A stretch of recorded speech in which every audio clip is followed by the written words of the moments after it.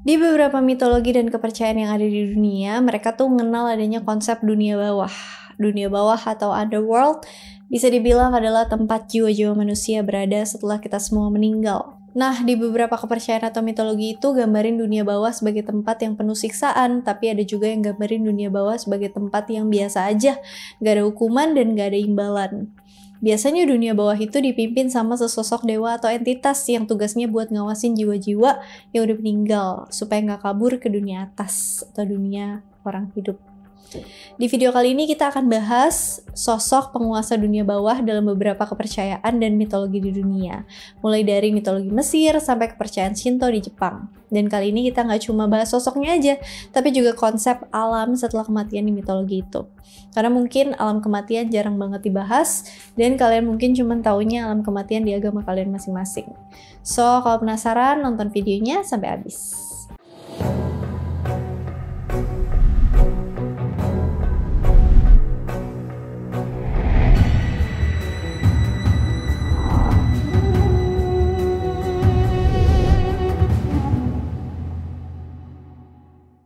Hades. Dewa penguasa dunia bawah yang pertama kita bahas adalah Dewa Hades dari mitologi Yunani. Kalau dalam mitologi Yunani, dunia bawah atau disebut juga Hades adalah tempat yang menjadi tujuan terakhir manusia saat mereka meninggal.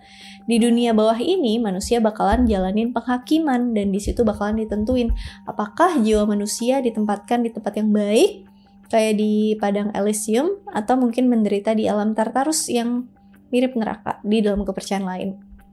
Lokasi dunia bawah di mitologi Yunani ada jauh di bawah lapisan kerak bumi. Dunia bawah ini digambarin sebagai tempat yang gelap, dingin, suram, tanpa sinar matahari. Dunia bawah dipimpin sama seorang dewa yang dikenal sebagai Hades. Dalam kepercayaan masyarakat Yunani kuno, kita tuh nggak boleh sembarangan nyebut nama Hades. Soalnya itu dianggap bisa bawa efek negatif dan konon bisa mengundang kematian. Kalau kamu nggak percaya, coba deh nanti pas tengah malam kamu teriak nama Hades keras-keras. Pasti kamu bakal diomelin sama tetangga dan disangka orang gangguan jiwa. Nah, karena nama Hades nggak boleh diucapin sembarangan, akhirnya orang-orang Yunani kuno biasa ganti kata Hades dengan julukan dewa itu. Kayak Pluton atau memberi kekayaan, atau kadang Aides atau artinya yang tak terlihat.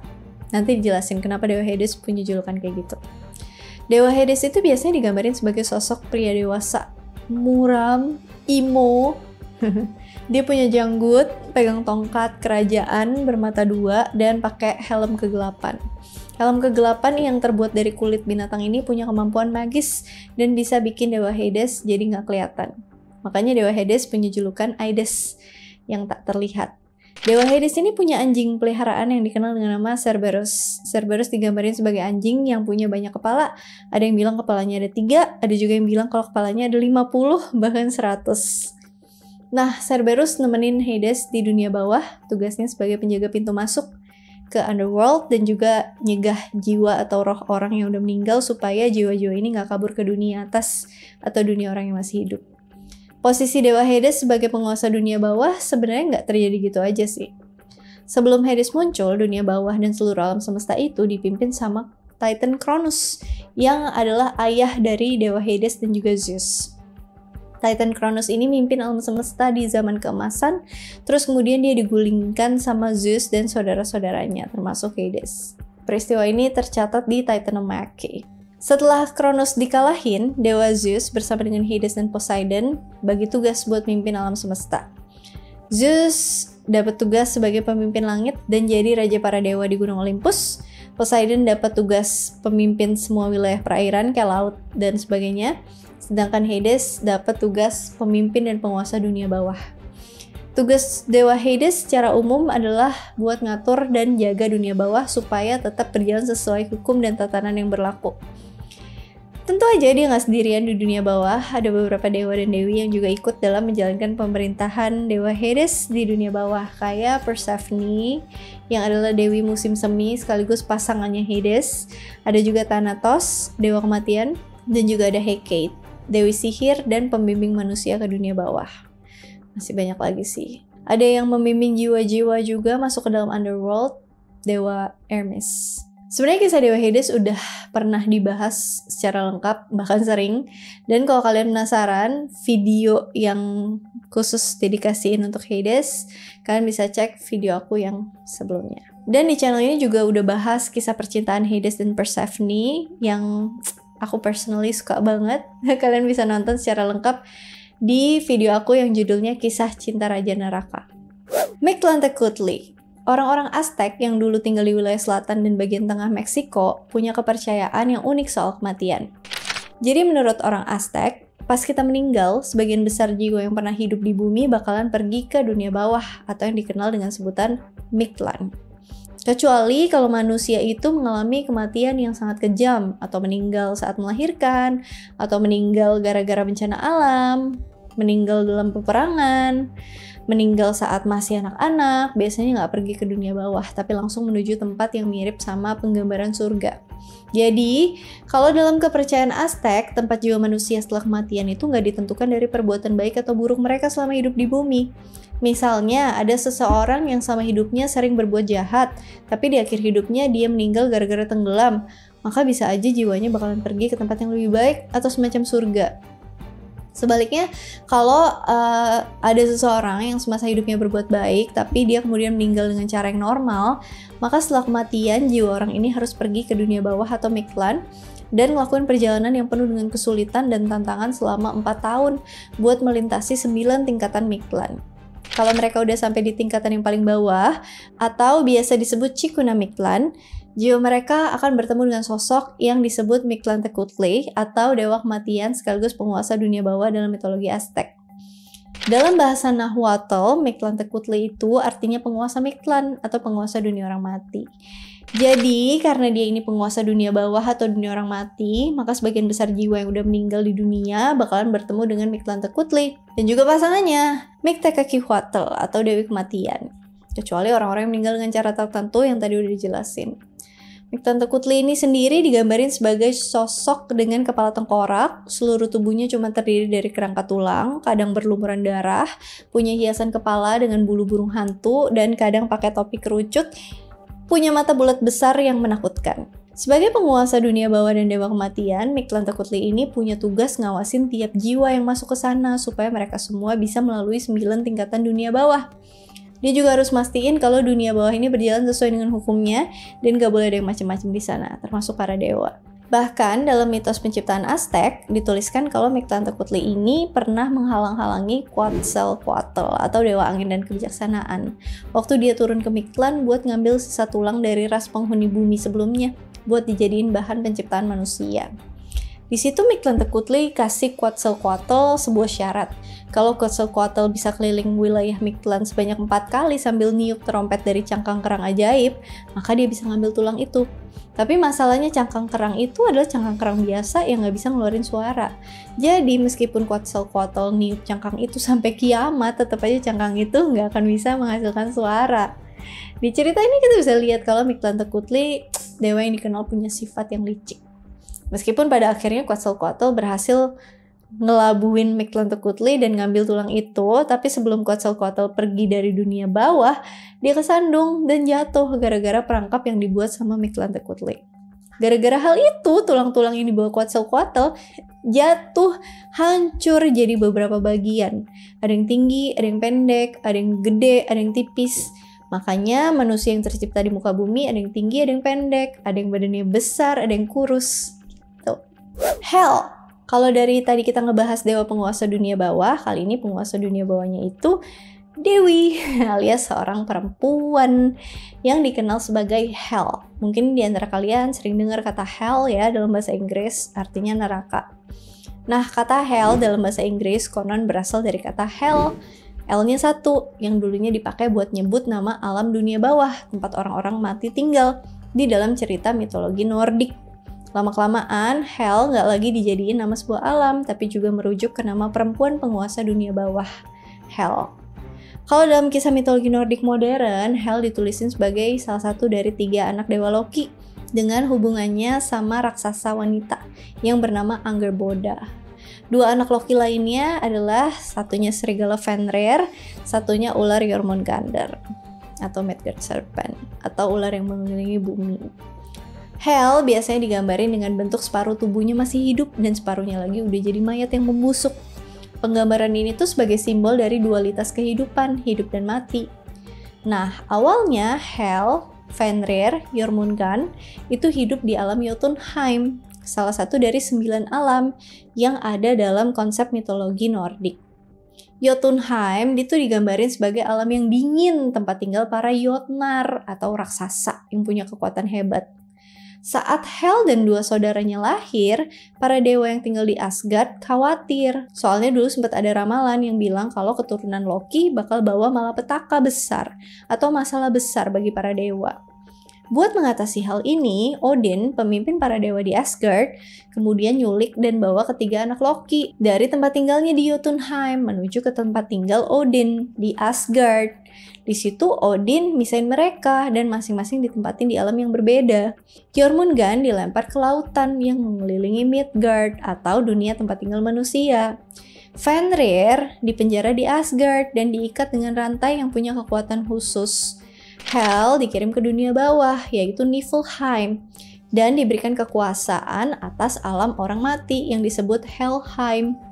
Jadi inilah alasan kenapa Hel bisa jadi penguasa di wilayah Niflheim. Niflheim sendiri digambarin sebagai alam yang berkabut, dingin, dan gelap. Di dalam Niflheim ada wilayah yang disebut dengan Helheim yang jadi tempat tinggal Dewi Hel. Dalam konsep mitologi Nordik, semua jiwa yang udah meninggal itu pasti bakalan pergi ke Helheim, kecuali jiwa-jiwa pahlawan atau kesatria yang gugur di medan perang. Kalau jiwa-jiwa prajurit, pahlawan, atau ksatria biasanya langsung pergi ke Valhalla, gabung sama Odin dan dewa lain buat siap-siap dalam pertarungan di akhir zaman nanti, atau yang lebih dikenal dengan istilah Ragnarok. Ngomong-ngomong soal Ragnarok, tugas Hel sebenarnya bukan cuma jadi penguasa di Helheim, alias dunia tempat tinggal orang yang udah meninggal. Saat Ragnarok terjadi, Hel bakalan keluar dari Helheim sambil bawa pasukan orang mati. Di situ, Hel dan pasukannya bakalan bertempur dengan pasukan dewa-dewa Aesir, sampai kemudian dunia ini hancur. Sebenarnya kita udah bahas di video-video khusus. Ada satu video tentang anak-anak Loki. Ada satu video 9 alam di mitologi Nordik. Ada satu video tentang peristiwa perang akhir zaman atau Ragnarok. Kalian bisa cek video-video yang aku sebutin ini kalau kalian mau tahu lebih detailnya. Gampang kok keywordnya, tulis aja Gekrelia atau Aurelval Ragnarok gitu. Terus belakangnya atau 9 dunia di mitologi Nordik, atau bisa di anak-anak Loki gitu. Osiris. Sebelum Firaun muncul, orang-orang Mesir kuno percaya kalau dulunya para dewa tuh pernah turun ke bumi, tepatnya di Mesir, dan jadi raja mereka. Para dewa ini ajarin orang-orang Mesir tentang berbagai hal, kayak gimana caranya memerintah, bercocok tanam, dan lain-lain. Salah satu dewa yang pernah memerintah di Mesir adalah dewa Osiris.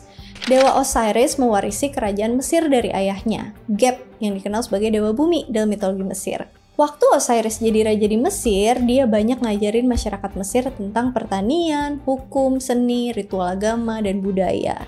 Makanya di bawah pemerintahan Osiris, Mesir tumbuh jadi wilayah yang makmur, punya sumber makanan berlimpah, punya sense of art yang tinggi, yang kemudian bikin Mesir sangat terkenal di negeri-negeri lain. Intinya Osiris berhasil bikin Mesir jadi sebuah peradaban yang maju pada waktu itu. Nah, biasanya tiap kali ada orang yang sukses, biasanya banyak atau bakalan seenggaknya ada satu orang yang iri muncul.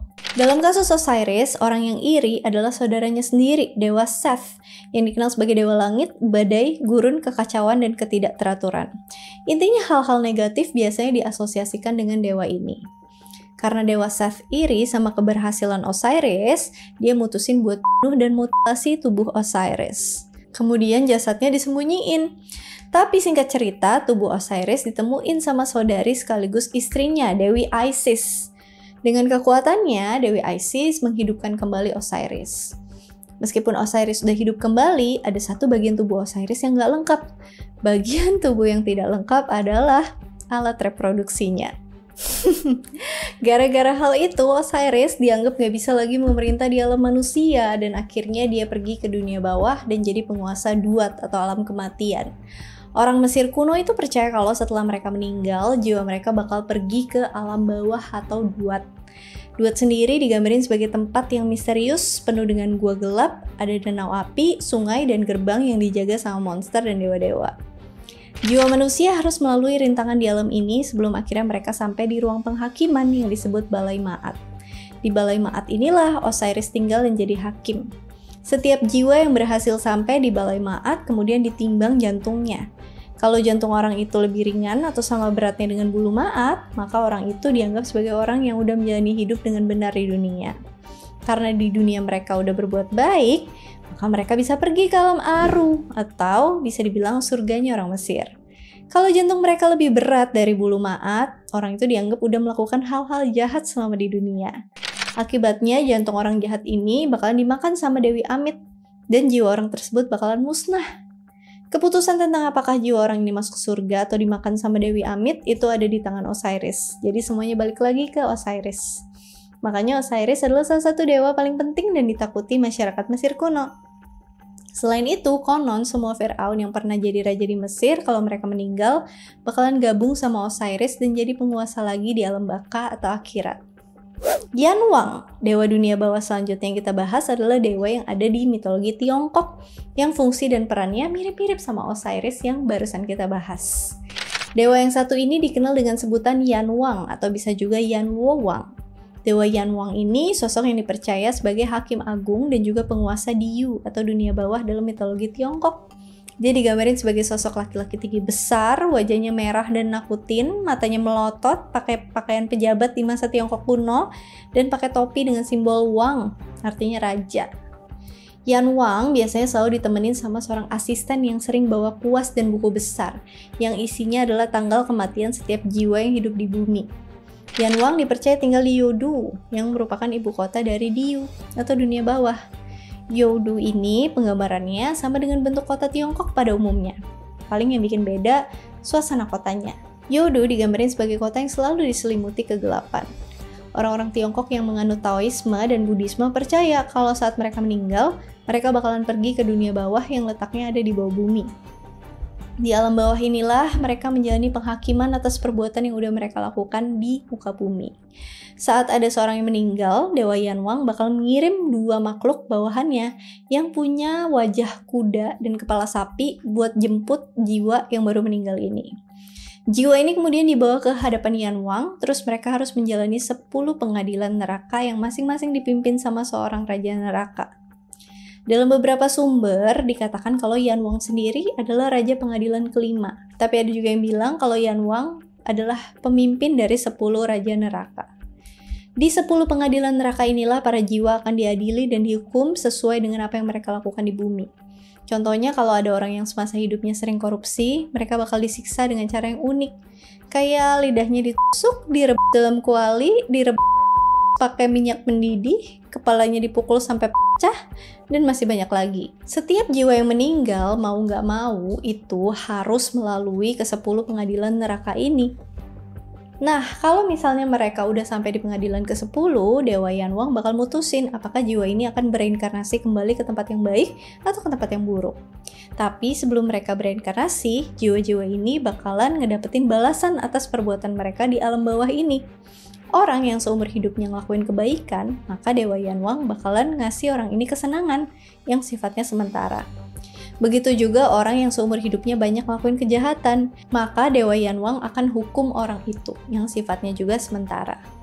Sebenarnya kisah tentang Dewa Yanwang ada beberapa versi. Ada yang bilang kalau Yanwang bukanlah nama seorang dewa, tapi nama jabatan. Jadi orang-orang yang semasa hidupnya dikenal jujur dan sering berbuat adil, maka saat mereka meninggal, mereka bakal mendapat kedudukan sebagai Yanwang atau Hakim Agung di dunia bawah. Salah satu tokoh Tiongkok yang dipercaya mendapat posisi itu adalah Pao Cheng yang dulu sempat hidup di masa dinasti Song. Pao Cheng dikenal sebagai hakim yang jujur dan adil oleh masyarakat Tiongkok. Bahkan kisahnya jadi legenda. Kisahnya udah pernah kita bahas di video sebelumnya, Hakim Bao. Bisa kalian cek kalau penasaran. Izanami. Dalam mitos penciptaan Jepang, disebutin kalau pulau Jepang pada awalnya diciptakan sama dewa yang bernama Izanagi no Mikoto dan pasangannya Izanami no Mikoto. Mereka berdua adalah kami atau dewa dan dewi yang paling awal yang muncul setelah langit dan bumi terbentuk. Waktu itu Izanagi Izanami dikasih tugas sama dewa yang lebih tua buat nyiptain daratan pertama di muka bumi. Buat ngelakuin itu, mereka ngaduk-ngaduk lautan dengan menggunakan tombak permata surgawi yang namanya Ama no Nuboko. Pas mereka ngangkat tombak itu, tetesan air yang muncul dari tombak itu jatuh ke bawah dan membentuk sebuah pulau yang dikenal dengan sebutan Onogoroshima. Setelah pulau itu terbentuk, Izanagi dan Izanami turun ke sana dan nikah di pulau itu.